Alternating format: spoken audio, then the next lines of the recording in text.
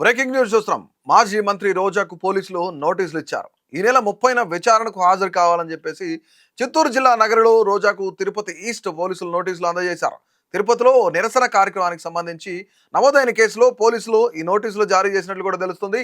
ఈ నెల 30న విచారణకు హాజరు కావాలని, ఒకవేళ హాజరు కాని పక్షంలో బిఎన్ఎస్ఎస్ సెక్షన్ 35(3) కింద అరెస్టు చేయాల్సి వస్తుందని చెప్పేసి నోటీసులో పేర్కొన్నారు పోలీసులు.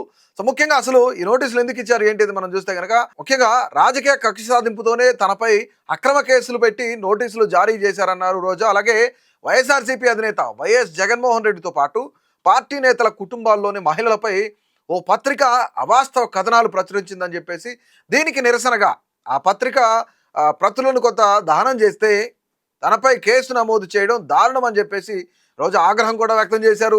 ఇక ప్రజాస్వామ్యంలో శాంతియుతంగా నిరసన తెలిపే రాజ్యాంగబద్ధమైన హక్కు ప్రతి పౌరుడికి ఉందంటున్నారు రోజా. ప్రభుత్వ వైఫల్యాలను ప్రశ్నించే వారి గొంతు నొక్కేందుకే కూటమి ప్రభుత్వం ఇటువంటి వేధింపులకు పాల్పడుతుందని ఆరోపించారు. అయితే ఈ బెదిరింపులకు, అక్రమ కేసులకు వైఎస్ఆర్సీపీ భయపడదని చెప్పేసి, ప్రజల పక్షాన తమ పోరాటం కొనసాగుతూనే ఉంటుందని చెప్పేసి కూడా చెప్పారు. అలాగే రోజాతో పాటుగా మాజీ ఎమ్మెల్యే భూమన కరుణాకర్ రెడ్డికి కూడా తిరుపతి పోలీసులు నోటీసులు జారీ చేశారు. వైఎస్ఆర్సీపీ అధినేత వైఎస్ జగన్మోహన్ రెడ్డి, అలాగే పార్టీ నేతల కుటుంబాల్లోని మహిళలపై ఓ పత్రిక అవాస్తవ కథనాలు ప్రచురించిందని చెప్పేసి, దీనికి నిరసనగా ఆ పత్రిక ఏదైతే ఉందో దాన్ని దహనం చేసేందుకే అక్రమ కేసు నమోదు చేసిందని వైఎస్ఆర్సీపీ ఆరోపించింది. ఈ కేసుకు సంబంధించి నోటీసులు జారీ చేశారని, ప్రజాస్వామ్యంలో నిరసన తెలిపే హక్కు ప్రతి ఒక్కరికి కూడా ఉంటుంది, అణచివేయాలని చూడడం సరికాదంటున్నారు వైసీపీ నేతలు. అలాగే రాజకీయ కక్ష సాధింపులతో కేసులు నమోదు చేసి ప్రతిపక్ష నాయకులను వేధించడం కూటమి ప్రభుత్వ వైఖరికి నిదర్శనమని కూడా విమర్శిస్తున్నారు. సో ముఖ్యంగా రాష్ట్రంలో రెడ్ బుక్ రాజ్యాంగం నడుస్తుంది.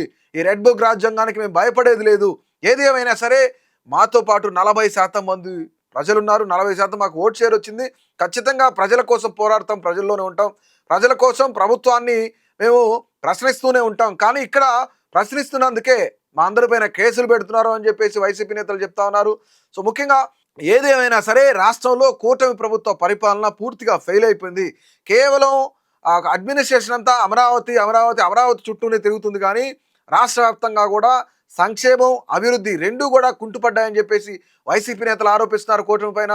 సో ముఖ్యంగా చూద్దాం, అసలు వైసీపీ నేత రోజాని పోలీసులు అరెస్ట్ చేస్తారా? నిజంగానే ఒకవేళ విచారణకు హాజరు కాని పరిస్థితుల్లో పోలీసులు చెప్పిన వివరాల ప్రకారం బిఎన్ఎస్ఎస్ సెక్షన్ కింద ఏదైతే 35(3) ఉందో ఆ సెక్షన్ కింద ఒకవేళ అటెండ్ అవ్వకపోతే కనుక ఖచ్చితంగా అరెస్ట్ చేస్తామని చెప్పేసి, అరెస్ట్ చేయాల్సి వస్తుందని చెప్పేసి పోలీసులు ఇప్పటికీ కొంత సూచనలు కూడా చేసిన పరిస్థితి కూడా ఉంది.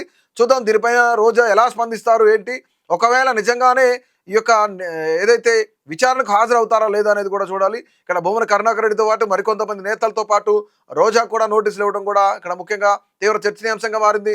రాష్ట్రంలో నిజంగానే రెడ్ బుక్ రాజ్యాంగం నడుస్తుందా లేదా అనేది మీ అభిప్రాయాన్ని అయితే తప్పకుండా తెలియజేయండి.